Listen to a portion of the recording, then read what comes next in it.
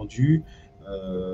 Et de manière plus générale, effectivement, la situation économique est très compliquée. Donc voilà, l'idée, c'est de pouvoir échanger sur ces sujets-là avec vous. Alors du coup, en fait, il y avait eu un bug. On n'était pas en direct, mais là, c'est bon, on est en direct. Rebonsoir, bonsoir à tous. Donc, comme je disais, mais du coup, il y a eu un petit bug avec le direct. Donc, nous recevons aujourd'hui Christophe Al-Youssef et Martine Donnet pour parler un petit peu de sujets différents. Du coup, salut Martine, salut Claude. Oui, bonsoir à tous. Bonsoir.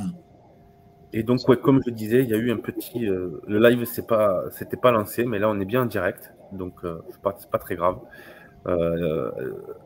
StreamYard nous fait des petites blagues là ces derniers temps. Et du coup, avec nous aujourd'hui, comme d'habitude, meilleur pour la fin, Gérard Camberlin. Salut Gérard. Bonsoir tout le monde. Bonsoir Martine, Claude, Christophe. Ce 12e tribunal populaire international, bien sûr, la justice au-dessus de tout. Nous sommes ici et partout sur la planète pour la justice. Alors, voici 2 dossiers importants ce soir, dont un que vous connaissez. Merci Martine. Les 418 milliards pour commencer. Et puis, vraiment, nous devons tout simplement mettre fin à cette situation organisée. Donc, bienvenue à vous. À vous la parole pour les dossiers. On ne fera que entendre et découvrir pour toutes celles et ceux qui ne seraient encore pas au courant. En tous les cas, merci Christophe d'être là et d'avoir accepté cette invitation. Max et à toutes et à tous.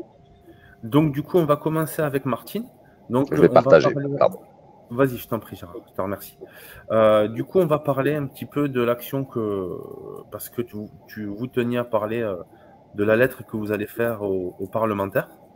Donc, oui. Je te laisse un petit peu expliquer à tout le monde l'action que vous allez mettre en place. Donc, c'est vraiment du concret, hein, et j'imagine que c'est un boulot monstre, hein, d'envoyer toutes ces lettres et tout ça. Et alors, je ne sais pas si vous faites lettre ou mail, mais ouais, j'imagine que c'est vraiment beaucoup de travail.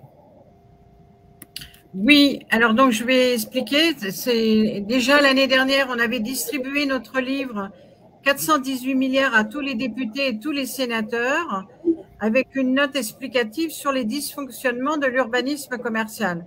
C'est-à-dire que les élus, avec la grande distribution, ils délivrent les élus délivrent des permis de construire irréguliers, c'est-à-dire qu'ils ne respectent pas le plan local d'urbanisme, le plan de prévention des risques, maintenant et le SCOT et le document d'aménagement artisanal et commercial. Et donc, on a décidé de saisir les députés pour qu'ils demandent des comptes, puisque par rapport à l'article 24 de la Constitution, les parlementaires sont là pour contrôler l'action du gouvernement dans la bonne application des lois. Depuis qu'on a distribué le livre, il y a 1 ou 2 députés qui ont posé une question écrite, mais de toute manière, que ce soit le ministère ou que ce soit les directions, ils répondent complètement à côté, ce qui fait que c'est décourageant. Donc, et ça perdure, c'est-à-dire que ce qu'on dénonce, ça s'est passé par le passé, mais ça se continue toujours aujourd'hui. Donc, on a décidé de saisir tous les députés, de leur écrire pour leur demander, mais pourquoi d'abord, est-ce que vous avez bien reçu le livre, premièrement? Deuxièmement, est-ce que vous l'avez lu?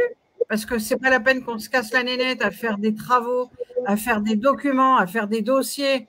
Si arrivé là, ça n'intéresse pas nos mandataires, nos délégataires de pouvoir.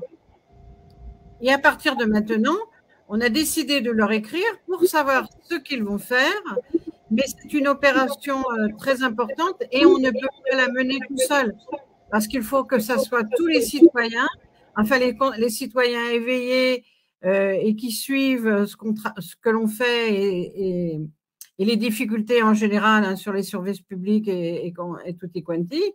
Et c'est maintenant aux citoyens de nous aider pour écrire aux députés et aller les voir carrément à leur permanence pour leur demander mais pourquoi ils ne contrôlent pas l'action du gouvernement, sachant que ce sont des amendes pénales qui ne sont absolument pas perçues sur toutes les surfaces illicites et on voit bien que ces millions de mètres carrés de surface illicite, eh ben, ça détruit carrément les centres-villes, les villages, les centres-bourgs. Il faut savoir qu'aujourd'hui, il y a plus de 20 000 communes qui n'ont plus un seul commerce. Et il faut savoir aussi que l'année dernière, ben, c'était encore 50 000 liquidations de petites entreprises. Donc, et ça, personne n'en parle. On ne parle pas des suicides, on parle des suicides des paysans, mais on ne parle jamais des suicides des commerçants et des artisans, hein. Donc, c'est pour ça qu'aujourd'hui, on a besoin du soutien des citoyens pour qu'ils nous aident. Donc, c'est une opération qui est facile à faire. On a mis sur notre site, on a mis le courrier donc à imprimer, à remplir, et de faire une copie pour nous l'adresser, parce que nous, on collationne, on compile tous les députés qui ont été saisis, et pour pouvoir à la fin faire une statistique sur le nombre de personnes, le nombre de députés qui ont été saisis par les citoyens, et de savoir combien vont prendre, combien vont actionner, vont demander une enquête parlementaire ou une commission d'enquête pour qu'on contrôle toutes ces fraudes. Voilà l'opération au courrier à nos députés. Sachant que tu rappelais les chiffres, c'est absolument énorme. Et en termes d'emploi, c'est aussi absolument énorme. Vous vous rendez compte ce que c'est? Au-delà des emplois, on parle aussi de la vie des villages, hein, parce que à l'époque, beaucoup de choses se faisaient autour. Par exemple, on allait se retrouver au café, pas forcément pour se bourrer la tronche, hein, juste pour prendre un café, pour discuter, pour le lien social. Et c'est vrai que nos villages, moi qui habite dans un petit village à côté de Toulouse, nos villages, il s'y passe plus grand-chose. Alors moi, avec mon association, enfin, je suis pas tout seul, on est une association, on essaye d'animer les villages, mais c'est vrai qu'il y a plus rien. Et dans le village à côté, c'est pareil. C'est très compliqué. Alors, il n'y a plus rien parce que ça devient trop compliqué. Maintenant, pour tenir un commerce, c'est quand même avec l'inflation, et puis même avant l'inflation, hein, on peut parler de l'URSSAF, on peut parler du RSI, enfin, des motifs un grand nombre de problèmes, effectivement. Des motifs de fâcherie, il y en a quelques-uns. Donc c'est très très important. Moi, je soutiens évidemment tous nos petits commerçants parce que c'est vraiment essentiel. Christophe, est-ce que tu veux rebondir, puisque tu as le droit aussi de rebondir là-dessus, parce que c'est quelque part ça te concerne aussi, parce que tu as un commerce et tu connais la problématique de tous ces commerçants, parce que tu as la même en fait. Oui, bien sûr. Après, c'est un sujet qui est vraiment compliqué parce que nous, petits commerçants, parce qu'effectivement, une agence immobilière, une petite agence immobilière, ça reste un commerçant lambda. C'est une petite entreprise, il y a 2-3 personnes dedans. Mais c'est un sujet qui englobe beaucoup d'autres sujets, la pression fiscale notamment, qui quand même est très importante. Parce que le fait de fermer les commerces, au-delà de ce que nous explique Martine, qui est absolument vrai, ça reste un problème de rentabilité. C'est-à-dire que je pense qu'une boulangerie dans un village, si elle ferme, c'est qu'elle ne gagne plus suffisamment d'argent. Et si elle ne gagne plus suffisamment d'argent, c'est parce qu'à un moment donné, prendre un salarié, ça coûte extrêmement cher à cause des charges. Le loyer, l'augmentation des matières premières, etc., fait qu'à un moment donné, la rentabilité des commerces devient trop faible pour pouvoir le faire vivre et perdurer avec un petit noyau de clientèle potentielle. Et je pense que c'est difficile à contrer aussi. Et les grandes surfaces ont profité de tout ça pour pouvoir s'implanter et proposer des tarifs qui sont moins chers, mais au détriment de tout ce qu'on a dit, en détricotant complètement le lien social, en causant la mort de plein de petits commerçants, d'artisans, etc. Et donc, je pense que c'est un choix de société qu'on a fait à un moment donné, un mauvais choix à mon sens, mais on a choisi effectivement une voie sur la rentabilité et sur le gain plutôt qu'une voie sur le lien social et l'humain. Et c'est très difficile aujourd'hui de revenir en arrière et de détricoter tout ça. Bien sûr, Martine, je t'en prie. Oui, c'est pas nous qui avons fait le choix, c'est les politiques qui ont fait le choix. C'est pas pareil, parce que le consommateur, lui, s'il avait un boucher, un boulanger, un fleuriste, un tabac dans son village, il préfère son village. Mais ce sont les élus locaux qui signent les permis de construire irréguliers. Qui imposent Donc, c'est les élus, les ministres, puisqu'ils ont fait, le gouvernement ne fait absolument pas le contrôle des surfaces illicites, les élus locaux qui signent des permis de construire irréguliers, et après, vous avez les parlementaires qui n'ont jamais accordé de droit de recours sur les excès de pouvoir des maires. La Convention européenne des droits de l'homme qui dit son article 6, droit à un procès équitable et droit à un recours effectif contre les excès de pouvoir, c'est la Convention, elle est signée depuis 1950. On est en 2023, les commerçants n'ont toujours pas de droit de recours. Alors, parlez-nous de l'Europe. Tiens, on en parlera tout à l'heure.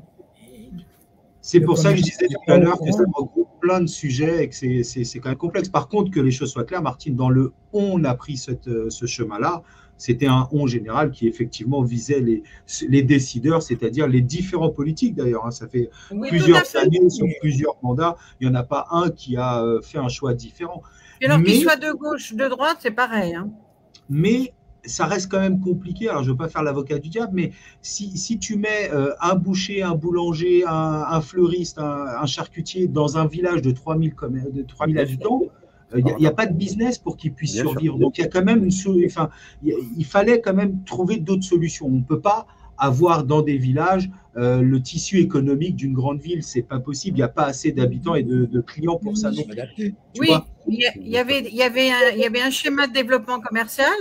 Il y avait des règles qui avaient été positionnées par Pierre Bérégovoy en 1993 pour justement lutter contre la concurrence, lutter surtout contre la corruption.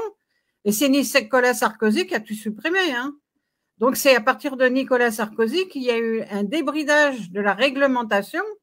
Et c'est à partir de 2008, si vous regardez bien, les bourgs, les centres-villes et tout, ils se sont dégradés à une vitesse grand V à partir de 2008. Il est le responsable. Alors ça, il ne faut surtout pas l'oublier. Hein. Et avec toutes les conséquences dont tu commençais à parler, tu as parlé des suicides, mais on peut aller même beaucoup plus loin. Quand Max parlait du petit café entre amis, etc., ça crée du lien social. S'il y avait ce genre de lien social, il y avait moins de délinquance, il y avait un peu plus d'éducation. Enfin, c'est vraiment, c'est pas juste, les conséquences sont énormes en réalité. C'est pas juste économique, c'est économique, social, psychologique. C'est vraiment, on a fait un choix. Quand je dis encore une fois, les politiques ont fait un choix, mais qui a changé la société complètement. Et c'est vrai que moi, j'ai cette nostalgie de la société qu'on pouvait avoir. Alors après, on peut parler des réseaux sociaux, on peut parler de plein de choses. C'est aussi ça qui est compliqué. Et c'est vrai que ça me génère cette nostalgie de l'endroit où on se retrouvait tous entre amis, où on refaisait le monde, on débriefait le match du samedi soir, etc.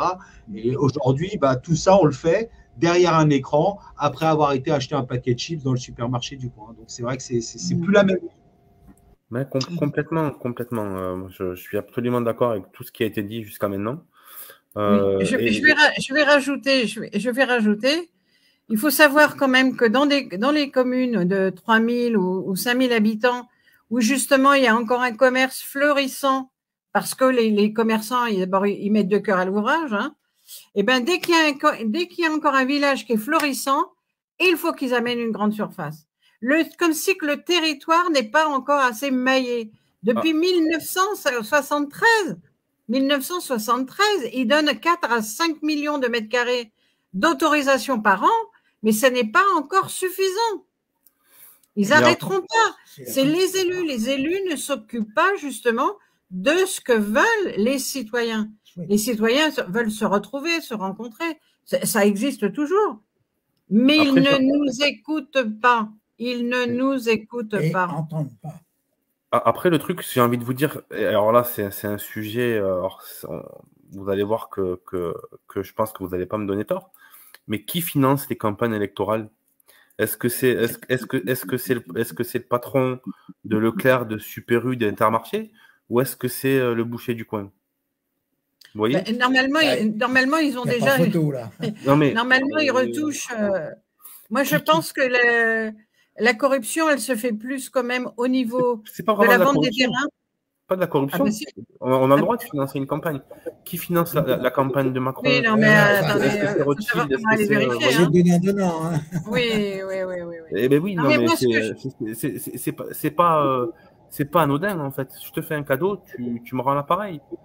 voyez, mais, Oui. et je pense qu'à un niveau local, c'est la même chose, en fait. Oui, mais c'est local, plus du copinage. C'est plus du copinage parce que ça fait 50 ans. Ça fait 50 ans qu'ils se fréquentent. Ils se fréquentent, la grande distribution, les élus, les ministres, ils se fréquentent. Il est là le problème. Le problème, c'est qu'on n'est pas à armes égales, puisque c'est des clans, c'est des castes. Donc, à partir du moment où il y a le clan des voyous, ceux qui ne respectent pas la loi, ceux qui n'en ont rien à foutre des documents d'urbanisme, et à côté, vous avez les commerçants et les artisans qui travaillent, je le redis, avec l'amour du métier, l'amour de bien faire, l'amour de servir leurs clients, eh bien, les élus locaux, ils n'ont pas d'empathie. Il est là le problème. Ils n'ont aucune empathie envers leurs commerçants.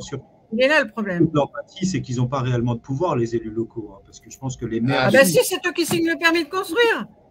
Ah ben je suis désolée. Hein.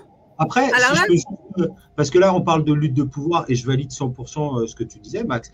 Ce qu'il faut savoir quand même, c'est que le plus grand employeur de France, c'est l'artisanat. Bien sûr. Et que le vrai problème, si on peut se remettre nous aussi 2 secondes en cause, parce qu'il faut chercher des responsabilités partout, c'est qu'on n'est pas réussi à s'organiser et à prendre la force qu'on avait réellement, c'est-à-dire du premier employeur de France. Alors après, il y a plein de raisons, parce que on est plus nombreux mais plus éparpillés.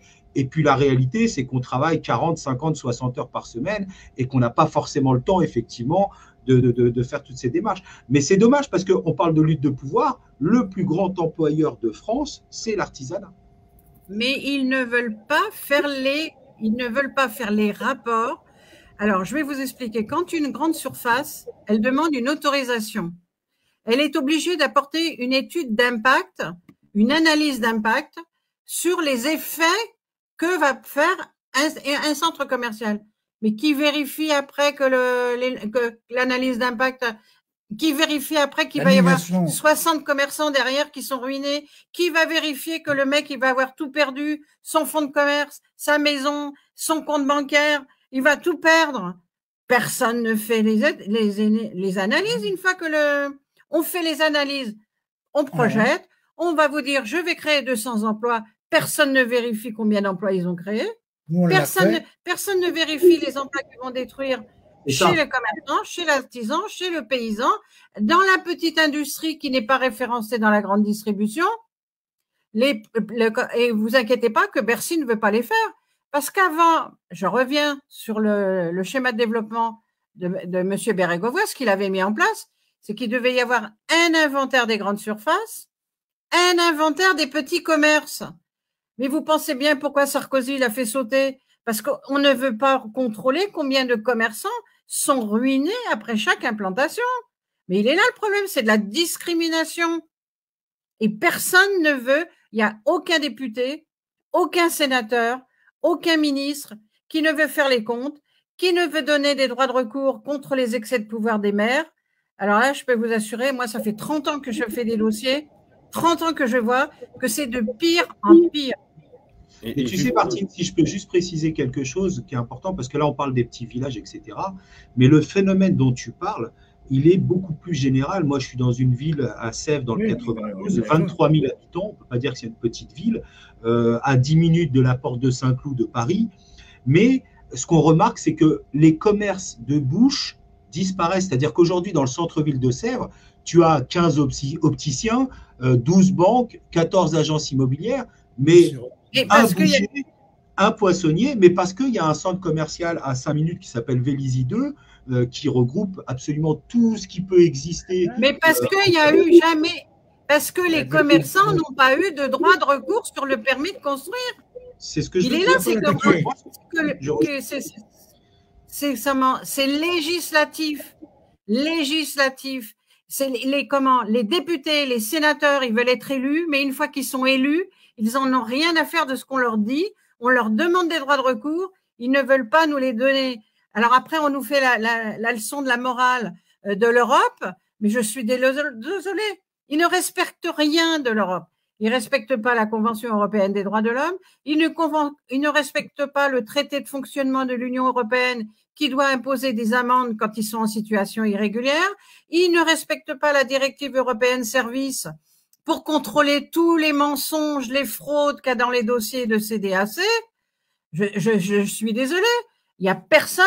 Où sont les grands syndicats pour défendre les commerçants et les artisans? Il y avait le Sidunati, mais je suis désolée, le Sidunati, il n'a jamais, à l'origine de la CNAC. Il n'a jamais fait de recours contre la grande distribution. Je suis désolée. Il a mis en place pour qu'on ait une loi, et après il n'a jamais défendu que la loi soit appliquée. Il est là le problème. Alors c'est vrai qu'on ressent, on entend à travers tous les dossiers, celui-ci notamment, qui pèse en centaines de milliards d'euros, puisque rien que sur le département, pour préciser à tous nos auditeurs et toutes celles et ceux qui pourraient découvrir ce dossier gigantesque, faramineux, de corruption, etc., comme tu l'expliques si bien, et notamment aussi également Christophe. Alors, rien que pour le département, c'est 418 milliards d'euros qui sont passés. Pardon. La région PACA. Autant pour moi. D'accord, pardon, bien précisé pour que ce soit bien clair. Donc, pour la région PACA, 418 milliards d'euros. On parle de corruption, bien évidemment. Max le dit, Christophe, Martine, etc., etc. Alors, c'est vrai qu'il n'y a pas d'âme, et c'est ce que l'on ressent à travers cette injustice totale, puisque dans cette émission, Tribunal populaire international est bien évidemment concernant l'injustice de pouvoir aujourd'hui fédérer tous ensemble, faire voix. Alors, on parle de médias également, mais aussi des élus et de toute cette corruption. Alors, tu as parlé, Martine, de Bérigovoy. On sait ce qu'il s'est passé quand même.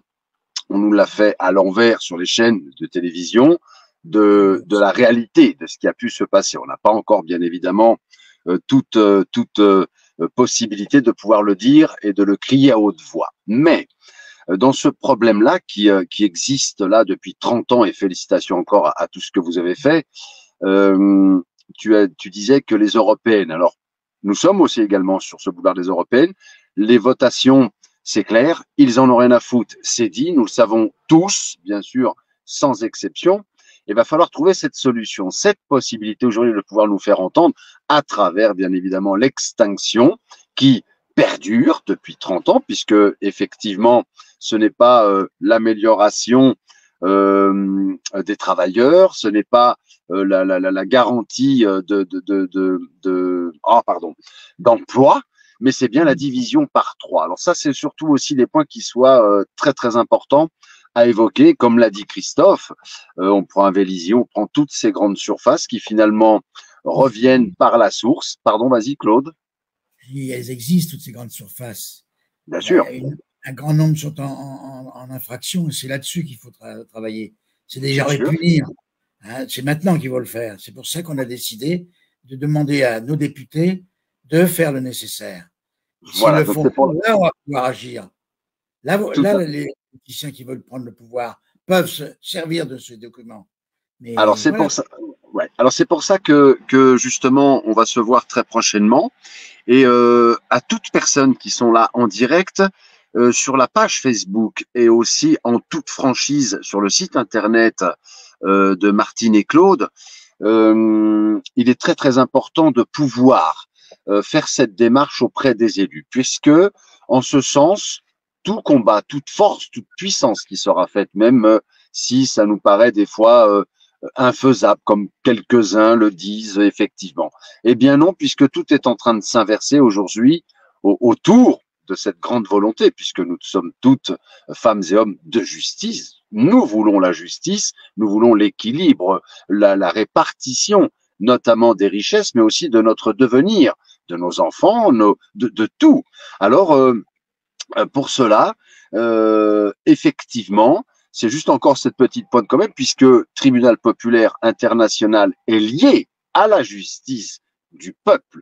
Alors voilà, donc pour porter le poids fort, notamment à travers l'énorme dossier de Martine, mais des centaines et des centaines d'autres dossiers que nous vivons, nous, l'injustice à tous les domaines.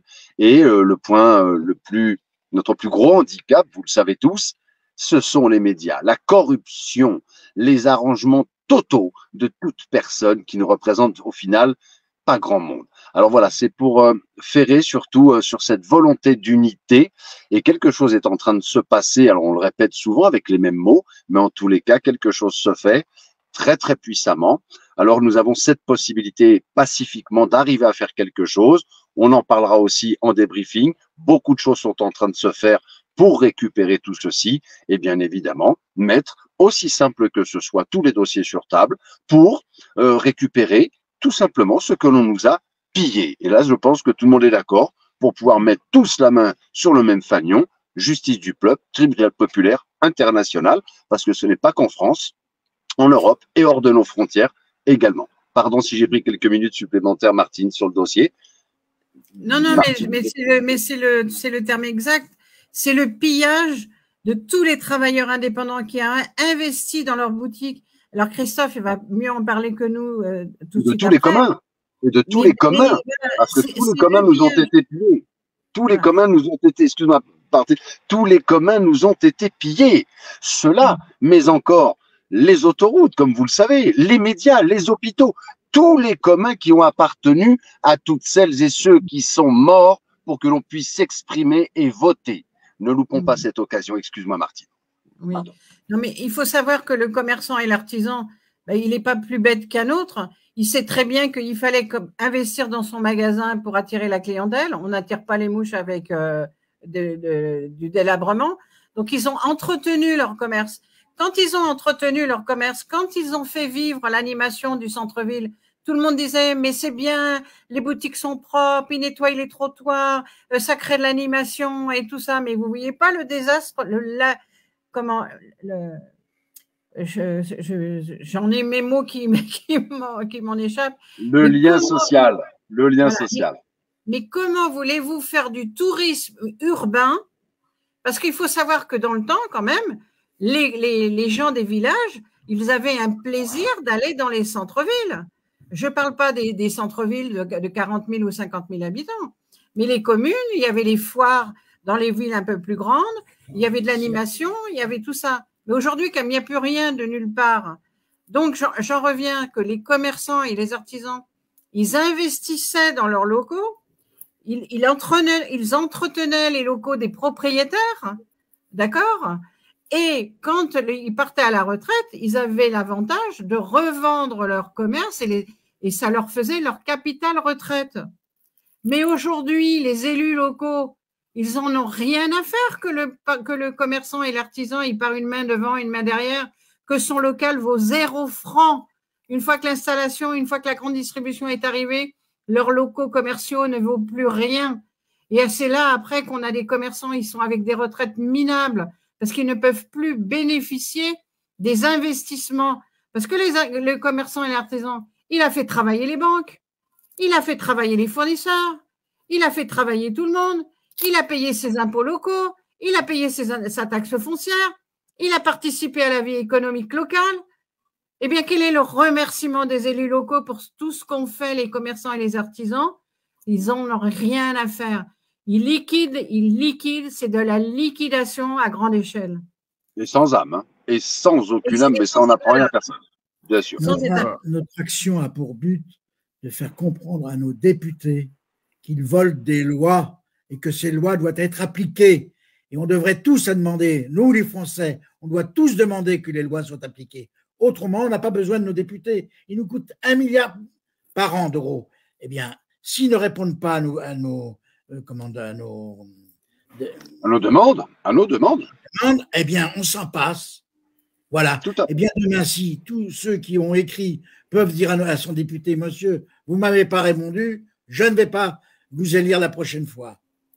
Il ne faut pas qu'on change. Il ne faut pas changer notre cheval borgne pour un aveugle. Après, avant de donner la parole à Christophe, j'ai envie de vous dire que dans les centres commerciaux, ils avaient inventé dernièrement des petits corners à des loyers plus modérés, mais je veux dire même dans les grands centres commerciaux, il y a de plus en plus de locaux vides, hein, parce que c'est mais je vais vous expliquer, puisque j'étais dans un centre, après avoir été dans un centre-ville, mon mari est handicapé, donc j'avais l'intention de prendre une franchise de laine et je ne voulais pas aller dans un centre commercial. C'est l'opportunité qui s'est faite parce que moi, je voulais aller dans un centre-ville et on m'a dit, mais voilà, il y a un commerce dans une galerie marchande. Mais qu'est-ce qu'ils ont fait, qu'est-ce qu'a fait la grande distribution? Elle a d'abord accepté les commerçants indépendants. Après, ils ont imposé que les commerçants indépendants aient une enseigne nationale, les franchises. Et une fois que les franchisés se sont cassés la figure, ils ont imposé, c'est les succursalistes. C'est-à-dire que c'est la grande distribution qui loue les locaux dans les galeries marchandes. Ils ont complètement dévoyé la loi. La loi, c'était un centre commercial ne pouvait être autorisé que s'il y avait une galerie marchande avec des commerçants indépendants. Ils ont détourné, ils ont tellement imposé. Quand vous voyez que vous payez les impôts locaux, vous êtes dans une galerie marchande, vous payez la taxe foncière de l'hypermarché. Où c'est que vous avez vu jouer ça, vous? De payer la taxe foncière de vos propriétaires. C'est très grave, effectivement. Et un petit point, puis après Christophe, bien sûr, pour qu'il nous explique et tout cela aussi. On reverra un petit point sur Bérigovoy. N'est-ce pas l'objet peut-être de sa disparition, mais pas seulement? Alors voilà, on sait que ça peut être, on ne sait pas, mais ce sera bon à savoir. Et de toute façon, comme tu l'as dit, il voulait dénoncer, il avait mis en place, il avait cette volonté. Et bon, il y a disparition. C'est le seul politique. Depuis 30 ans, c'est le seul politique qu'on a vu qui a pris le taureau par les cornes pour se battre contre la corruption. Pourquoi? Après, j'en ai pas vu. Vous savez pourquoi? C'est un de nos derniers grands dirigeants qui a été ouvrier, Pierre Bérigovoy. Vous savez ça quand même. Oui. Donc le monde du travail, lui, il le connaissait. Là, on a des gens aux manettes qui sont complètement déconnectés de la réalité. Ils savent pas ce que c'est que tenir. Alors, je dis pas qu'il y a que le travail manuel, mais je veux dire, au bout d'un moment, il faut quand même savoir ce que c'est que de travailler. Et ces gens-là, pour de vrai, c'est des hommes politiques professionnels. Ils connaissent pas nos vies. Ils sont dans un autre monde. Ils sont les coupables de tout, de toute façon, faut le dire. Voilà, on le sait, faut plus se retenir. Et responsable. Et responsable, en plus, et volontairement. Du coup, je vais donner la parole à Christophe, donc qui va nous expliquer un petit peu. Justement, moi, j'ai fait le titre de cette émission, effondrement, parce que justement, on en parlait, il me disait les difficultés terribles, que ce soit pour les propriétaires, pour les locataires, et pour les salariés et les patrons d'agences immobilières.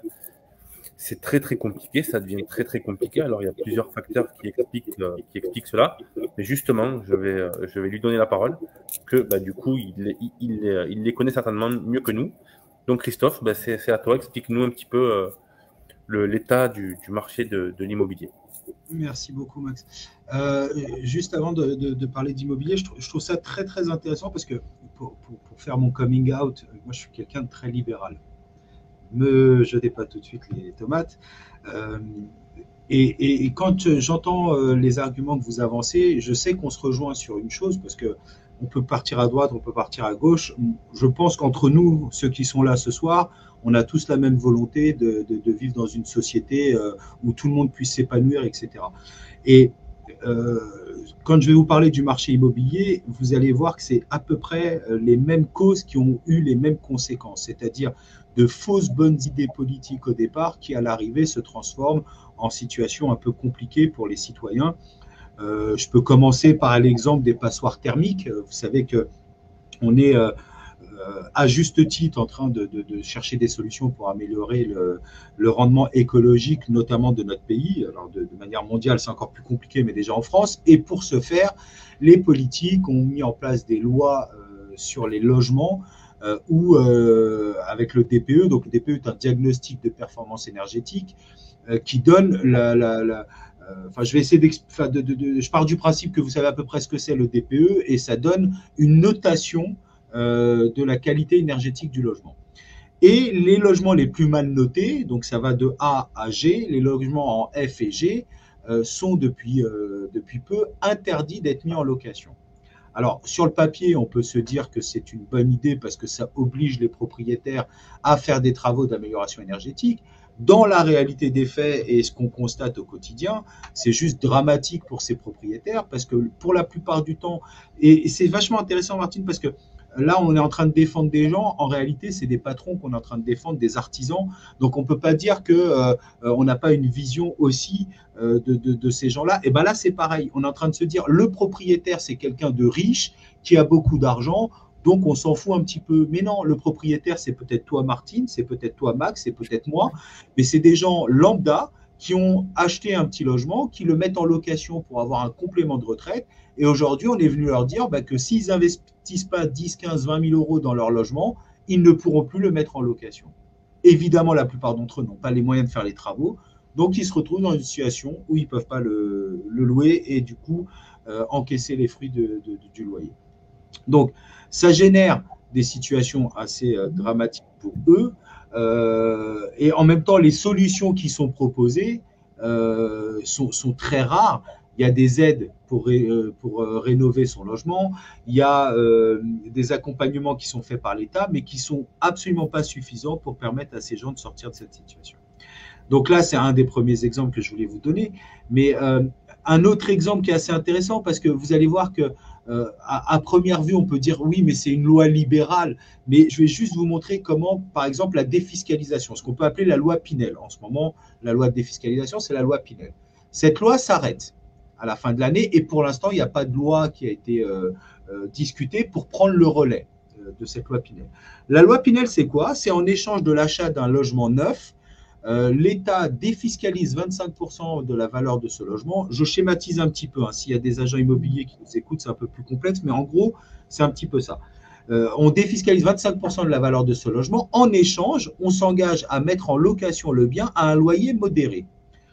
On pourrait penser que ça s'adresse à des riches, et quand bien même ce serait le cas. La réalité, c'est qu'aujourd'hui, ça permet de faire vivre les promoteurs, c'est-à-dire que la plupart des logements neufs qui sont vendus le sont dans le cadre de ces lois de défiscalisation. Et surtout, ça met sur le marché des logements à des loyers modérés pour compléter le parc HLM qui est prévu, pour permettre à des gens qui ont des revenus modestes de pouvoir se loger. L'arrêt de cette loi, qu'est-ce qu'elle fait? Il n'y a plus de logements neufs qui sont vendus, c'est une catastrophe. La plupart des promoteurs sont en train de partir dans le mur. Alors, ils ont gagné beaucoup d'argent pendant longtemps, mais aujourd'hui, c'est très compliqué pour eux. Et surtout, le mélange de la loi dont je vous parlais avant sur les passoires énergétiques et la loi dont je vous parle aujourd'hui des Pinel fait qu'il n'y a plus de logements en location aujourd'hui. Si vous cherchez une location aujourd'hui dans certaines villes de France, c'est un calvaire, il n'y en a plus. Et donc, qui est-ce qui en pâtit à l'arrivée? C'est le citoyen lambda qui veut juste se loger et qui n'a plus aujourd'hui accès à des logements qui soient à des loyers accessifs. Qu'est-ce qui se passe dans ce cas-là? Les loyers augmentent. Moins il y a d'offres, plus les prix augmentent. Okay. Donc, vous voyez comment ce qui peut paraître être une bonne idée au départ, une idée potentiellement juste, mal mise en pratique et mal gérée, on arrive à ce genre de catastrophe comme on les vit aujourd'hui. Terrible. C'est complètement ça. Ça montre qu'on est gouverné par des incompétents, des incapables. Incapables. Ils n'ont pas la vision.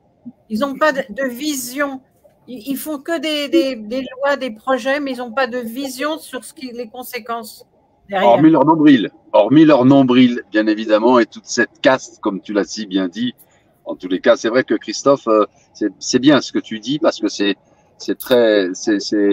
vraiment de l'information auquel on peut se dire, et c'est vrai effectivement, ça s'entend sur le territoire, on entend, je trouve pas une location, ou alors les prix sont inabordables, et bien évidemment c'est une déchéance, c'est une décadence, on peut le dire, totale, sur tout ce qui se passe. Alors, on le répète encore, crions-le haut et fort, bravo et merci à nos élus, qui n'en ont que pour leur nombril, des gros bisous le lors des élections, et puis derrière, circuler, il n'y a rien à voir. Pendant qu'ils sont au petit four, ils sont tous les mieux placés, tout est bon, tout roule. Alors c'est un point important de dire bien évidemment, et ça par le biais de la justice qui n'est plus bien évidemment, eh bien nous pourrons remettre de l'ordre à ce grand débat. Je vais poser une question. Roger, je vais poser une question à Christophe. Oui, je t'écoute, Martine. Oui, est-ce qu'on a comment ça se Est-ce qu'il y a un rapport sur le nombre de logements qui vont rester vacants puisqu'ils ne peuvent pas être loués parce qu'ils ne sont pas mis à jour des normes. Et est-ce que ces logements, ils vont être à l'abandon? En fait, c'est la conséquence directe. C'est-à-dire quand je dis qu'il y a moins 30% de logements en location, les logements existent toujours.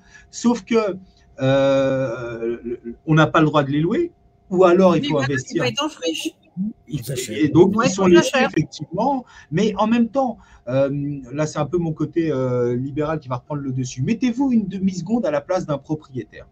Entre les lois qui protègent énormément les locataires au détriment du propriétaire bailleur, entre les risques d'impayés, les risques de dégradation, les obligations faites dans tous les sens pour les propriétaires bailleurs, ça devient presque logique de ne pas prendre le risque de louer son appartement aujourd'hui et de le garder du coup en pied-à-terre et voire pire. Et ça, c'est un gros danger pour l'immobilier, de le mettre en location saisonnière. Je ne citerai pas la plateforme la plus connue qui fait de la location saisonnière, parce que sinon Airbnb pourrait me tirer les oreilles. Mais aujourd'hui, la plupart des propriétaires font ça, parce que c'est beaucoup plus rentable, c'est beaucoup moins risqué, puisque les gens restent 2-3 jours, donc il y a moins de risque d'impayé, moins de risque de dégradation. C'est beaucoup plus rentable, parce qu'en un mois, on peut gagner 3 mois de location traditionnelle, mais c'est catastrophique pour le tissu socio-économique d'une ville, puisque les gens ne peuvent plus. Aujourd'hui, dans le centre-ville de Paris, on ne peut plus habiter. Tout est en Airbnb, tout est en location saisonnière, parce que, pour les raisons qu'on vient de citer. Et là, en plus, pour louer en Airbnb, alors là, pour le coup, on s'en fiche de savoir si c'est du F, du G, passoire thermique, pas passoire thermique. C'est un peu ce qu'on discutait tout à l'heure en off, c'est qu'il y a des lois extrêmement lourdes d'un côté, et sur le même pan de la même économie, des libertés très importantes de l'autre. Et ça crée des situations où y a de l'injustice économique, sociale et ça. Je précise juste, alors je ne veux pas du tout faire politique, mais je tiens quand même à dire ça. Notre président actuel, on le sait, n'aime pas l'immobilier. C'est un financier. Il n'y a pas de secret, hein. Je ne pense pas que ce soit une insulte que de dire ça. Et depuis qu'il est entré en fonction, il a tout mis en place pour effectivement orienter l'investissement des gens vers la finance au détriment de l'immobilier. À commencer par la suppression de l'impôt sur la fortune, qui en soi peut être une bonne idée, sauf qu'il a créé l'impôt sur la fortune immobilière. L'IF est devenu l'IFI. L'IFI, ça veut dire quoi? Ça veut dire que si on a un yacht qui vaut 4 millions d'euros, un tableau de Picasso qui en vaut 3 et un appartement qui en vaut 4, eh ben on va payer que sur l'appartement et pas sur le reste de ces investissements.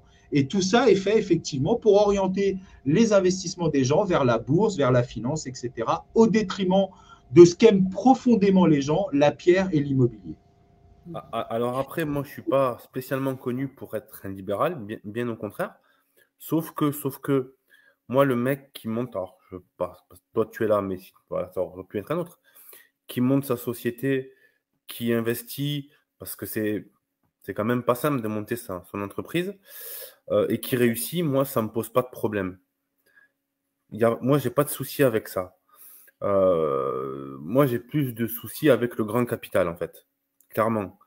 Moi, le mec qui réussit sa vie et qui réussit en entreprenant, parce que qui dit entreprendre, c'est aussi prendre un risque. Hein. Donc, moi, celui-là, je le respecte. Et je n'ai pas de problème avec lui. Du coup, excusez-moi, décidément. Du coup, il y a Roger qui nous a rejoint. Salut, Roger. Bonsoir à tous. Heureux de vous avoir. Alors, moi, l'immobilier est intéressant. Je viens de vous écouter et tout. Je comprends ce que dit Max.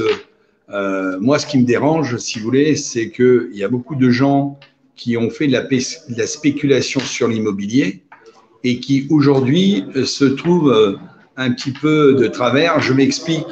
C'est vrai qu'aujourd'hui, au niveau de l'immobilier, au niveau des normes, et vous en avez parlé un petit peu, mais ça devient très drastique quant à la qualité de notre habitation par rapport à la classification qu'ils font, et notamment par rapport à tout ce travail aujourd'hui, on peut se poser les raisons pourquoi tant d'argent et tant d'aides du gouvernement à la rénovation, à l'isolation et au voltaïque des maisons, on pourrait se poser la question, je vais m'expliquer un peu mieux.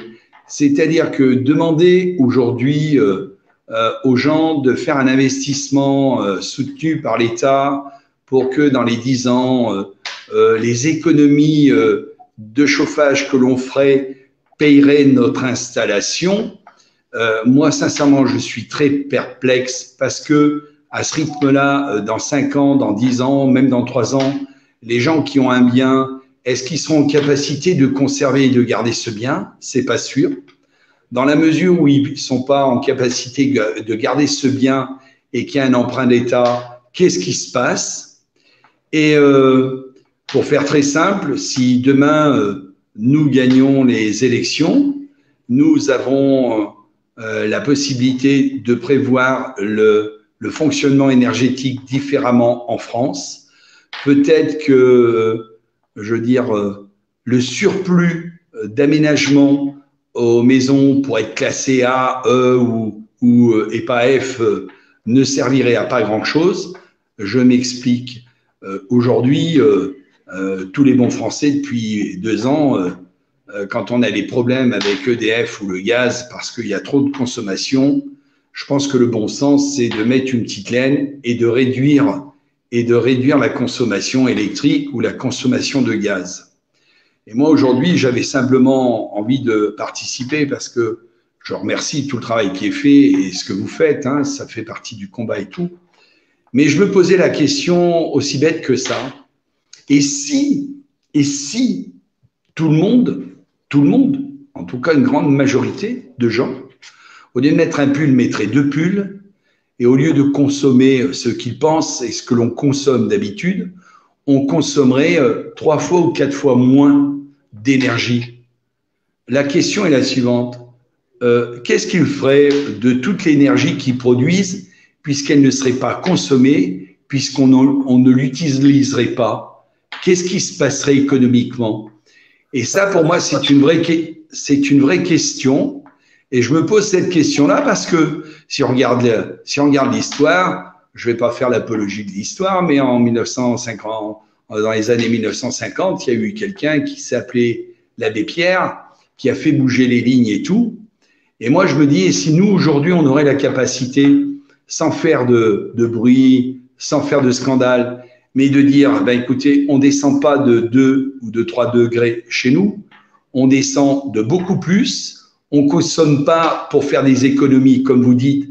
On réduit au maximum la consommation d'énergie électrique et de gaz. La question que je vous pose, c'est qu'est-ce que feraient tous ces grands groupes qui nous vendent de l'énergie si la consommation cet hiver viendrait à descendre de 50%? Et là, je me dis, c'est peut-être nous, autour de cette réunion, nous les citoyens, qui avons la solution et la réponse à nos problèmes en disant ça suffit d'être des vaches à lait, il est normal et logique que l'on paye, mais le juste prix et pas plus, parce que si vous voulez nous faire payer plus, eh ben on arrête de jouer, on arrête de consommer, et dans ce cas-là, qu'est-ce que vous ferez de vos kilowatts en rab? Qu'est-ce que vous en ferez, messieurs? Voilà ce que j'avais envie de dire. Aujourd'hui, je m'excuse du retard, hein, mais on a tous des obligations, c'est pas facile.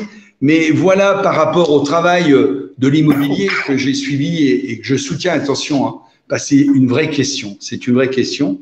Je me dis, est-ce que le problème de l'immobilier, des locations et tout, on ne pourrait pas déjà tous y réfléchir, à savoir, est-ce qu'on n'est pas capable, est-ce qu'on ne serait pas capable, voilà, sans faire la guerre, en mettant non pas une laine, mais 2 petites laines, et de faire exprès, consciemment, et une grosse économie d'énergie. Qu'est-ce qu'ils feraient de l'énergie qu'ils sont en train de produire et qui produisent? Qu'est-ce qu'ils en feraient? Est-ce qu'ils en feraient des confitures? Est-ce qu'ils pourraient la stocker pour nous faire des tarifs beaucoup plus économiques après? Ou est-ce que tout simplement, eux seraient en faillite? Alors, je vais te répondre. Est-ce que tu peux couper ton marque? Merci. On peut stocker de l'essence, on peut stocker beaucoup de choses. On ne peut pas stocker de l'énergie électrique. On peut en stocker un petit peu, mais c'est pas possible. C'est-à-dire qu'il y aurait du délestage. Cette énergie serait envoyée, je ne sais pas où, mais c'est pas possible. On peut stocker un petit peu, mais on ne peut pas stocker comme on peut stocker 1 mois ou 2 mois de réserve de carburant, de gaz, ce que vous voulez. Avec l'électricité, c'est pas pareil du tout. C'est pas possible. Donc, en fait, il produirait. Alors, logiquement, si on suit ton raisonnement, s'il y a s'il y a plus d'offres que de demandes, le prix est censé baisser. Si on suit la logique. Je vais me faire tirer les oreilles, mais c'est presque libéral ce que tu dis, Roger. Je referme la parole. Mais non, c'est pas libéral. Non, c'est du bon sens. C'est juste du bon sens. J'avais entendu un jour un beau papa qui a été mon beau papa. Je rebondis sur ce que tu dis, Max, parce qu'effectivement, il a dit, alors c'était il y a 30 ans, il a dit, celui qui arrive à contenir l'énergie deviendrait maître du monde demain. Voilà. Alors, je peux pas répondre, je peux pas dire, bien sûr, parce qu'on a des gens beaucoup plus à même pour cela, que ce soit l'eau, que ce soit tout. Nous avons dans tous les corps économiques toutes les possibilités, et on le disait. Voilà, ça fera l'objet de ce qui va émerger de ce sous-marin sur ce fameux boulevard, bien sûr, auquel est liée la justice du peuple. Martine voulait rebondir sur ce que disait tout à l'heure Christophe. Oui, alors, sur les conseils, alors, excusez-moi, je vois pas le nom du dernier intervenant, je vois pas son nom. Roger. Alors, ce que dit Roger, nous, on l'a appliqué l'année dernière. L'année dernière, on a mis des pulls. On a arrêté, je travaillais dans le garage avec un radiateur électrique. Et on s'est dit, on va faire des économies d'énergie. On va travailler tous dans la salle à manger. On a travaillé tous les deux dans la salle à manger au lieu d'être dispatchés. Et on a diminué la consommation de 50%. Donc, ça, c'est vraiment, nous, on l'a testé, c'est possible. Et puis, deuxièmement, on va revenir quand même sur nos décideurs et nos bien-pensants. Ils nous font un cinéma qu'il faut climatiser, pas climatiser, mais il faut protéger les maisons, comme a dit Christophe. Mais dès qu'on fait de l'énergie, ils nous doublent les factures d'électricité. Donc, c'est les charges. C'est-à-dire qu'il dit, bloquez-vous, mais de toute manière, à la finale, ils nous augmentent quand même les factures. Donc, si là, les gens ne se rendent pas compte qu'on nous prend vraiment pour des cons, il n'y a vraiment plus rien à faire. Clair, et après, maintenant, je voudrais poser une question à Christophe, parce que nous, on l'a constaté que des élus ont sciemment laissé des quartiers se paupériser. C'est-à-dire qu'ils ont fait tout ce qu'ils ont pu, ils ont fait des travaux, des machins et tout ça. Les boutiques ne sont plus fermées. Et vous avez des communes, je n'ai pas le chiffre exact, mais par exemple à Pau, il y a plus de 7000 logements vides en plein centre-ville. Mais il faut savoir aussi que derrière, ils ont des projets de démolir tous ces vieux logements. Alors ça, c'est je voulais avoir votre avis là-dessus. Oui, parce que les vieux logements, pour certains, sont encore sur la loi de 1958. Et donc, si on les détruit et qu'on reconstruit, cette loi-là, elle tombe parce qu'il n'y a plus le bâti de l'époque et on peut plus l'utiliser et on peut plus le justifier. Voilà aussi pourquoi il y a beaucoup de mètres carrés qui sont vides et qui sont pas utilisés parce que on préférera les détruire pour qu'ils tombent sur la nouvelle législation, celle qui est en place aujourd'hui. Et donc ça aussi, c'est quelque chose d'anormal. Beaucoup de gens alors c'est pas 58, je crois que c'était le décret de 1948, si je me trompe pas. Voilà, c'est ça. Et où là, il y a une sécurité au niveau des locations par rapport aux locataires et tout. Et effectivement, ça, c'est sur toutes les vieilles bâtisses. Sur les nouvelles bâtisses, ça ne s'applique pas. C'est ce qui peut expliquer qu'ils gardent des mètres carrés pour pouvoir les aplatir, pour pouvoir reconstruire et pas être sous joug de cette loi-là. Voilà. Alors, la loi 48… Et par la même occasion, ils enlèvent tout le pittoresque, tout le cachet des villes. Voilà, par la même occasion. Ils détruisent Nous, le provençal, bientôt, il n'y aura plus rien de provençal en Provence. Hein. Christophe? Alors, c'est compliqué parce que déjà, la loi 48, on parle d'un pourcentage infinitésimal du parc immobilier. En fait, le principe de la loi 48, c'était des baux avec des loyers extrêmement plafonnés qui datent de 48 et qu'on ne peut pas augmenter depuis. Donc, autant vous dire qu'effectivement, on peut avoir un 3 pièces en plein cœur de Paris pour 75 € par mois. C'est réellement ça, la loi 48. Mais vraiment, ça concerne un tout petit nombre de logements. La réalité, c'est qu'aujourd'hui, il faudrait construire 200 000 logements par mois pour répondre aux besoins de se loger des gens. Et qu'il n'y en a que 80 000 qui sont construits en ce moment. Donc, c'est plus compliqué que ça. Les logements neufs, c'est pareil, c'est tout un pan de l'économie. Vous savez, quand les promoteurs construisent, c'est de la TVA qui rentre, c'est de nouvelles taxes foncières, c'est de nouveaux impôts. Donc, alors là, c'est plus de l'urbanisme que de l'immobilier. Je ne vais pas trop rentrer dedans parce que ce n'est pas mon métier non plus. Ça touche mon métier, c'est pour ça que je peux vous dire ça. Mais c'est vrai que c'est encore une fois, c'est un choix économique, ce n'est pas un choix de réflexion sociétale ou un choix de réflexion sur qu'est-ce que veulent les gens, comment est-ce qu'ils pensent leur quotidien et leur ville. Économiquement, c'est un choix qui est logique. Même si les logements sont vides, ils ont rapporté énormément d'argent à l'État de par la TVA, ils ont fait vivre des artisans, ils ont fait acheter de la matière première avec tous les impôts qui vont avec, etc. etc. C'est un choix économique, encore une fois. Mais de manière plus globale, et je vais peut-être encore une fois me faire tirer les oreilles, l'État a énormément de responsabilités dans tout ça. Mais entre nous, est-ce que nous-mêmes, on n'est pas responsables? Parce que l'éducation, et c'est pour ça que c'est vachement intéressant, votre groupe et ce que vous dites, c'est qu'il faut éduquer les citoyens. Parce que Martine, quand tu parles des commerçants qui meurent parce que les grandes surfaces ouvrent, c'est aussi parce que les gens ont arrêté d'acheter leurs baguettes au boulanger et qui sont partis l'acheter à Leclerc parce qu'elle coûtait 50 centimes moins cher. C'est pareil ce qui se passe aujourd'hui chez Amazon. Je termine, mais ce qui se passe aujourd'hui, par exemple, avec un site comme Amazon, il est en train aussi de détruire énormément de commerçants parce que les gens derrière chez eux, en cliquant sur un bouton, se font livrer absolument tout ce dont ils ont besoin et ça tue également. Donc, il y a aussi une éducation à faire à notre niveau de citoyens. Les choix qu'on fait ont des conséquences. Et si on choisit effectivement la facilité ou le petit gain, eh ben, il faut qu'on comprenne qu'à moyen long terme, ça a des conséquences sur toute l'économie et que nous aussi, quelque part, on tue ces commerçants et on tue cette économie en faisant ces choix-là. Oui, mais il faut dire qu'ils ont déplacé le travail. Parce que le travail intramuros, que ça soit les postes, les banques, tous les travaux qu'il y avait à l'intérieur, le consommateur vivait sur place.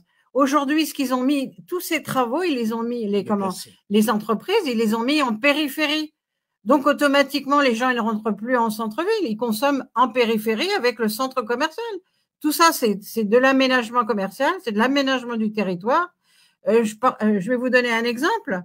Quand il y avait la Poste et qu'il y avait les services de la mairie à l'intérieur du centre-ville, vous aviez tous les employés municipaux qui allaient dans les boutiques. À partir du moment où ils ont mis tous les services techniques, ils les ont mis en périphérie auprès du centre commercial, et ben voilà, c'est comme ça aussi que les commerçants ont perdu de leur clientèle. C'est pas que le client ne va plus consommer chez le commerçant, c'est qu'on a déplacé le travail. Et combien de personnes, est-ce qu'il est calculé combien de temps les gens mettent pour aller travailler? Le travail le matin, il y en a, ils font 1 heure le matin, 1 heure le soir. Mais comment voulez-vous qu'ils consomment en centre-ville? Mais c'est pas possible, ça. Mais est-ce qu'on est d'accord, si j'ai bien compris votre combat, que je trouve vraiment noble, hein, ce n'est pas une façon de parler, je suis admiratif du combat que vous menez, on est bien d'accord que ce n'est pas un combat contre les grandes surfaces, c'est un combat contre l'abus de ces grandes surfaces. Parce qu'il y a aussi des bienfaits à ces grandes surfaces. Il y a aussi le côté économique qui permet à des gens un peu moins fortunés d'avoir des produits de moindre qualité. sont aussi moins chers. Donc, l'existence n'est pas remise en cause, c'est juste cet abus et cette multiplication des grandes surfaces qui fait qu'à un moment donné, quand vous mettez un requin dans un lac, quand vous mettez 5 requins dans un lac, il n'y a plus de poissons. C'est surtout ça. Et je reviens sur Bérégovoy.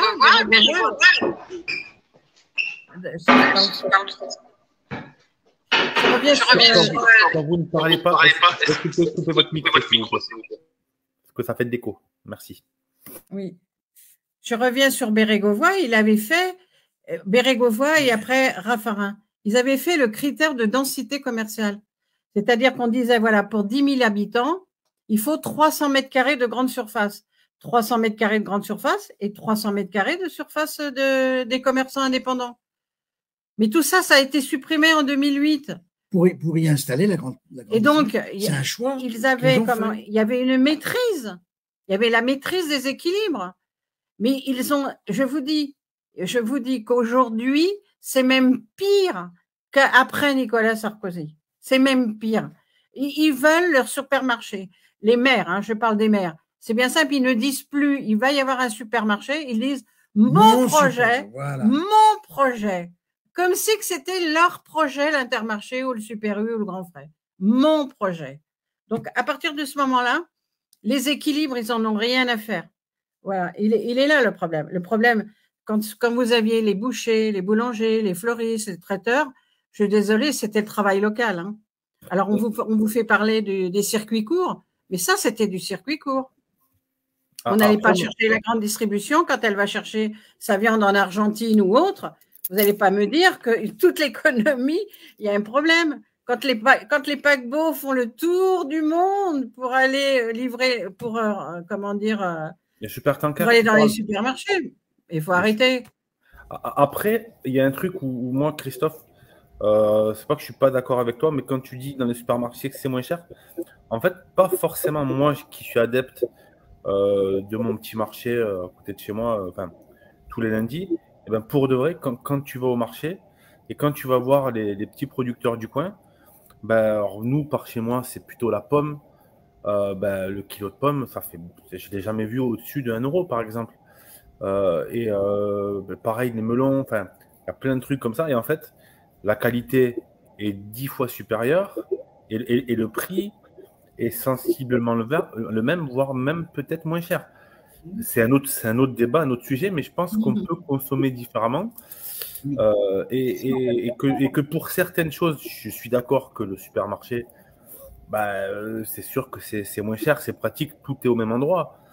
Mais moi, je sais que par exemple, je n'achète pas mes légumes et même ma viande, je la vois très rarement au supermarché parce que la qualité est médiocre ou pas loin.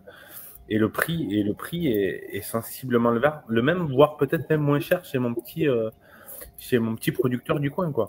Je suis parfaitement d'accord avec toi, Pax, je t'assure que c'est vrai.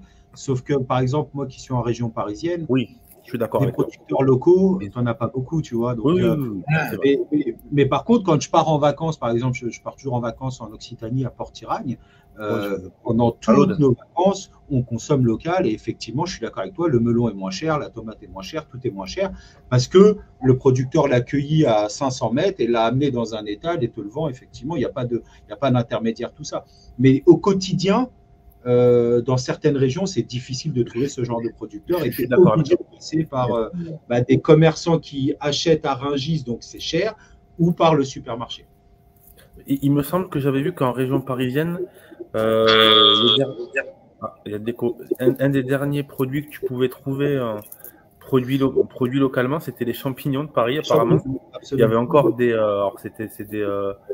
champignonnières. Ouais, c'est des champignonnières. Il y en a de moins en moins. Ouais, attendez, moi ce que je voulais dire pour répondre et compléter, la démarche, elle n'est pas contre les grandes surfaces, c'est pas ça. Elles ont le droit de vivre et c'est bien et c'est nécessaire. Le problème qui est dénoncé, c'est l'optimisation fiscale des grandes surfaces, c'est-à-dire le non-respect aux obligations de la loi de ces groupes par rapport aux citoyens. C'est ça le problème. Parce que nous, une optimisation fiscale, ça va pas chercher très loin et on n'y a pas le droit. Mais sur ces groupes-là, l'optimisation fiscale, ce sont des milliards de manque à gagner pour les caisses, j'allais dire de l'État, donc des citoyens. Et le problème qu'il y a, c'est cette optimisation.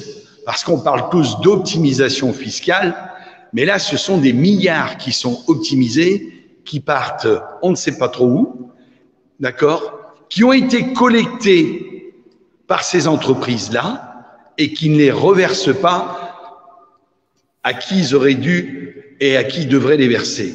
Et là, ça fait un manque à gagner à la nation et aux citoyens. Le problème des grandes surfaces, il est là. C'est le même problème que des grands groupes et des grandes entreprises. C'est que cette optimisation fiscale appauvrit le citoyen. Voilà. Et enrichit que les grands groupes et forcément les gens qui sont actionnaires.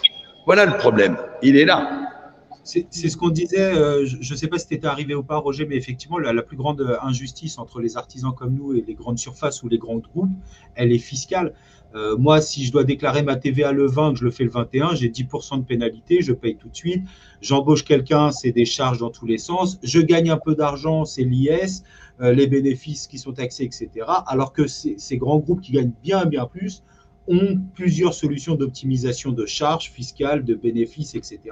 Et la plus grande injustice, elle est fiscale, mais elle déséquilibre complètement tous les rapports derrière économiques entre un artisan et un grand groupe ou une grande surface. C'est absolument vrai ce que tu dis. Alors, on peut mettre fin à… Martine, oui. Vas-y à toi. Alors, pour répondre à Christophe sur la grande distribution, il est certain qu'on ne veut pas aller, on ne va pas contre la grande distribution qui est dans la règle. C'est contre les abus. Nous, ce qu'on est, c'est comment ils trichent et comment que ça soit… Parce qu'il faut savoir quand même que les autorisations d'exploitation commerciale, c'est sous le chef, c'est sous le contrôle du préfet. Et comment le préfet peut laisser passer des dossiers où il sait pertinemment qu'ils sont en train de mentir. Il est là le problème. Il est là le manque d'équilibre. Parce que je vais vous dire, si demain, il devait respecter le PLU, le plan local d'urbanisme, le plan de prévention des risques, le document artisanal et commercial, ils devaient respecter le SCOT, mais ils n'auraient presque plus d'autorisation, puisque le territoire est tellement maillé. C'est ça, on n'est plus dans un désert commercial. Alors certes, on a le désert médical, mais le désert commercial, je suis désolée, il n'existe pas. Hein. Et puis d'autre part. Alors justement, c'est là où on peut certaines… Pardon, vas-y, Christophe. Non, c'est exactement ce que j'avais compris. C'est pour ça que je voulais le préciser, pour dire que le combat n'était pas contre les grandes surfaces, mais contre l'abus. Et d'ailleurs, là, on parle des grandes surfaces. Si tu veux, on peut parler de restauration. Et pareil, des grandes chaînes de restauration qui tuent les restaurateurs, etc. La démonstration que vous faites sur l'aspect grande surface, elle peut être faite sur chaque pan de l'économie où l'abus des gros dysfonctionnement. Donc, on dit la même chose, et là-dessus, j'avais bien compris, je voulais juste… Parce qu'on ne peut pas aller contre les grandes surfaces, les fast-food, ce genre de choses. Le but, ce n'est pas de vivre reclus, ça fait partie. Mais effectivement, il y a des règles. Tout à l'heure, Gérard, c'est toi qui le rappelais, si les règles ne sont pas respectées, à quoi elles servent ? Donc, la demande, c'est juste de faire appliquer les règles. Et en faisant appliquer les règles, ça va restreindre l'implantation des grandes surfaces, des grandes chaînes de restauration, etc. Et permettre de cohabiter des artisans commerçants et quelques supermarchés, quelques chaînes, etc.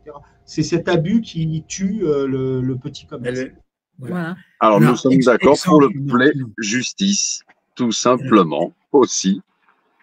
Alors, l'exemple, c'est que nous, dans la région, sur 20 km, on va vous donner 3 magasins. Carrefour Vitrolles, il a 5625 mètres carrés de surface illicite. Babou a 4040 mètres carrés de surface illicite. Pas de permis, pas d'autorisation. Leclerc Plan de Campagne, pas de permis, pas d'autorisation pour 3500. Je vous laisse faire le calcul. Vous allez voir qu'il y a des millions. Pourquoi le préfet n'intervient pas pour faire fermer ces mètres carrés? Voilà la question pour nous. Et c'est pour ça que… C'est que essaye de faire dans ton jardin un abri de 3 mètres carrés construire sans autorisation, tu vas voir si on ne te le fait pas démolir dans la minute. C'est pas. C'est vrai que C'est c'est pas la absolument réponse. injuste et C'est pas la intolérable. réponse, c'est d'agir. Maintenant, il Voilà. faut qu'on agisse. Voilà, la réponse, c'est d'aller le voir, de dire aux députés. Les députés et les Ils sénateurs, le savent, on leur a dit. ça nous coûte Ils 1 veulent pas. milliard par an et ils ne veulent pas s'occuper du problème. Voilà, il est là le problème, vraiment. Donc, problème. c'est Alors, il faut vraiment retourner la table. Mais la Il faut, table, il faut retourner la table de ces élus. De toute façon, il y a 3 points très, très importants dans cette émission et qu'il y aura toujours les mêmes problèmes, tous les dossiers, c'est vrai, comme le disait Christophe. Alors, le problème, c'est l'homme politique, c'est l'argent, c'est la, tout simplement, corruption d'une petite poignée. Et pour ne pas le répéter, mais obligé, unité fera que, et nous avons ce boulevard aujourd'hui pour y arriver. Alors voilà, donc je crois que c'est bien expliqué dans tous les domaines. Eh bien, ça s'appelle la trahison. Alors, sur ce point-là, et je laisserai après le revoir de tous, Max, disons-le, tous ces gens-là, à la question posée, Martine, pouvons-nous répertorier toutes celles et ceux qui ont mené et agi, les élus, tous compris, est-ce que nous pouvons répertorier toutes ces personnes avec le temps?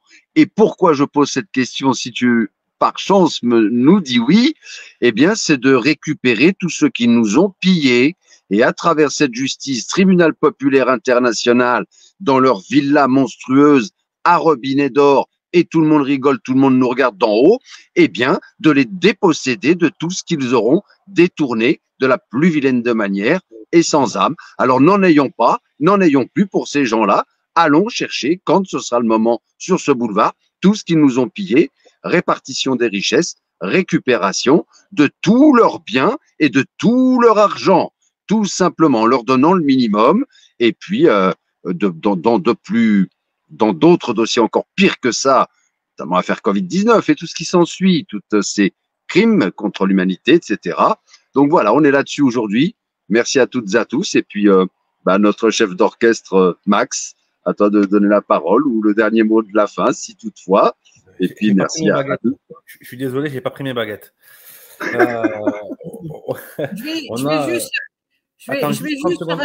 Excuse-moi, Martine, 30 secondes. Je lis des commentaires, notamment de justice du peuple, par le peuple, tribunal populaire. Alors là, du coup, pas trop. On a trouvé notre futur leader. Ça y est, on sait que c'est lui. Il n'a pas le courage de mettre son nom.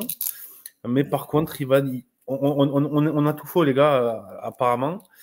Voilà, c'est 5 ans, apparemment 5 ans d'échec. Alors, il n'a pas complètement tort.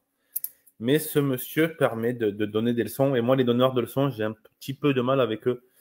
Donc, il y a des mots qui me déplaisent un petit peu. Donc, tu n'es pas obligé de prendre tout le monde de haut. Si, je ne sais pas ce que tu as fait dans ta vie pour te permettre de parler comme ça, mais...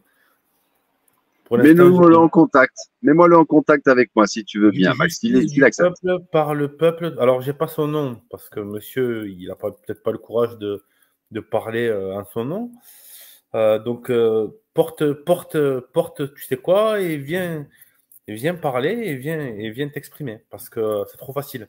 C'est mieux. Bravo, ouais, Max. Ouais. Passons. Bref.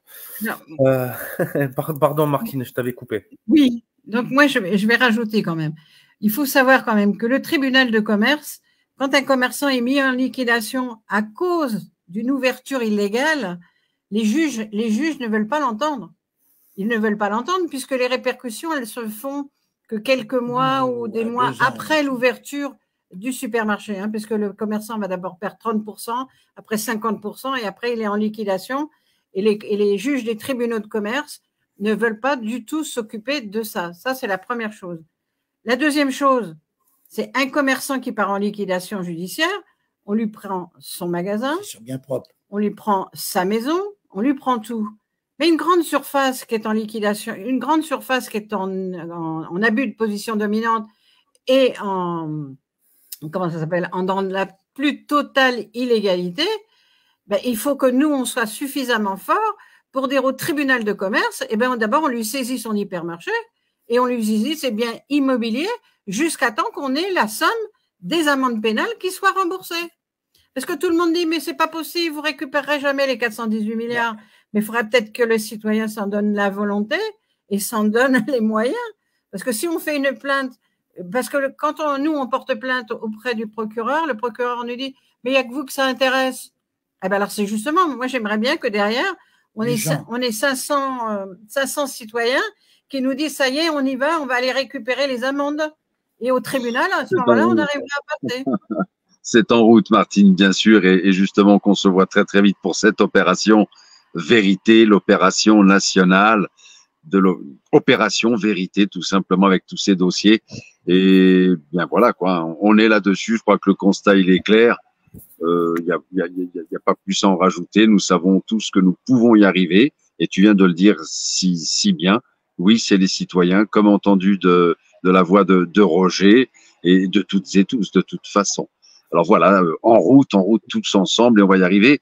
Et pour Christophe aussi, dans le secteur de l'habitat, dans le secteur immobilier, eh bien, c'est de tout de suite, dans la continuité, se mettre ensemble, et puis peut-être de créer cette cellule justement de travaux qui puisse justement préparer toute l'information qui sera faite auprès des citoyens, qu'il faudra à un moment donné, bien sûr, informer de toute manière.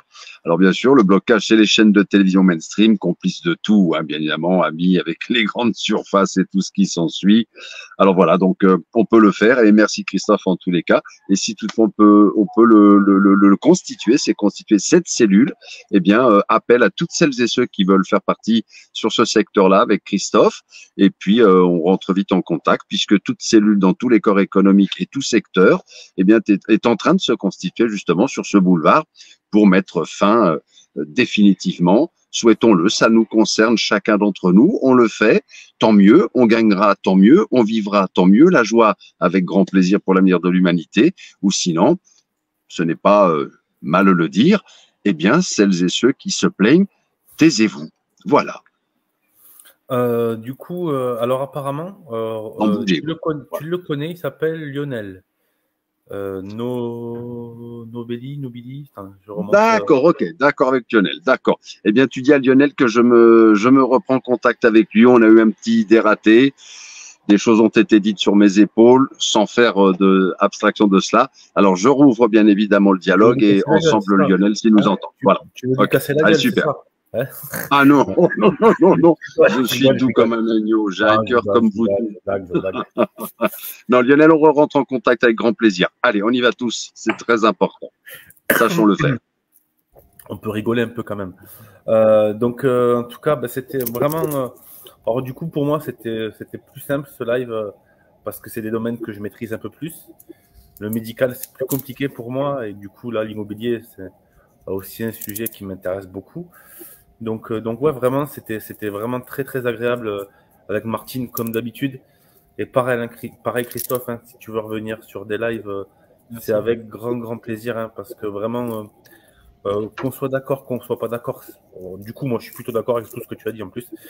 Mais c'est clair ce que tu dis, et en fait, tu expliques les choses très simplement pour que tout le monde comprenne. Donc, c'était vraiment très très intéressant.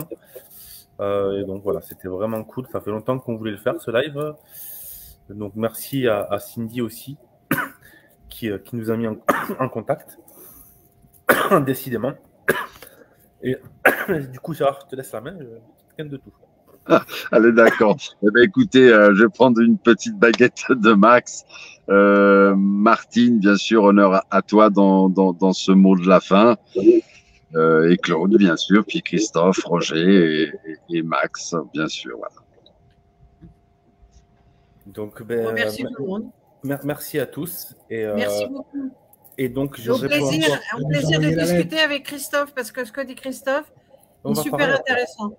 Ne quittez pas après le live. Hein. Juste un petit mot pour. Vas-y, moi, ce que j'ai adoré dans notre échange, c'est qu'on a pu se rendre compte que quand on avait une volonté commune, on pouvait venir d'horizons différents, d'avoir des idées politiques, religieuses, etc. différentes. Je trouve important dans le contexte actuel de le préciser, quand ce qu'on veut, c'est le bien de tous, on arrive à se parler, on arrive à se comprendre, et même si on ne partage pas les mêmes idées politiques ou économiques ou peu importe, quand ce qu'on veut, c'est une société qui est juste pour tout le monde, je pense qu'on arrive à dialoguer intelligemment et à se comprendre. Et je vous en remercie énormément. J'ai pris beaucoup de plaisir à échanger avec vous. Et Max, je retiens ton invitation à revenir d'autres fois avec grand plaisir. Merci à tous. Excellente soirée à vous. Merci beaucoup. Roger. Hein. Merci Roger. Bonne soirée. Un petit mot, Roger? Un petit mot de la fin? Non, c'est bon, merci. De toute façon, voilà, vous savez, c'est comme GG, c'est difficile ce soir, mais il n'y a pas de problème. L'important, c'est d'être tous ça et savoir que on est tous présents, comme a dit Christophe, pour cette cause commune, c'est-à-dire l'intérêt général dans le respect de tous. Allez, merci, bonsoir. Bonne soirée. Bonsoir.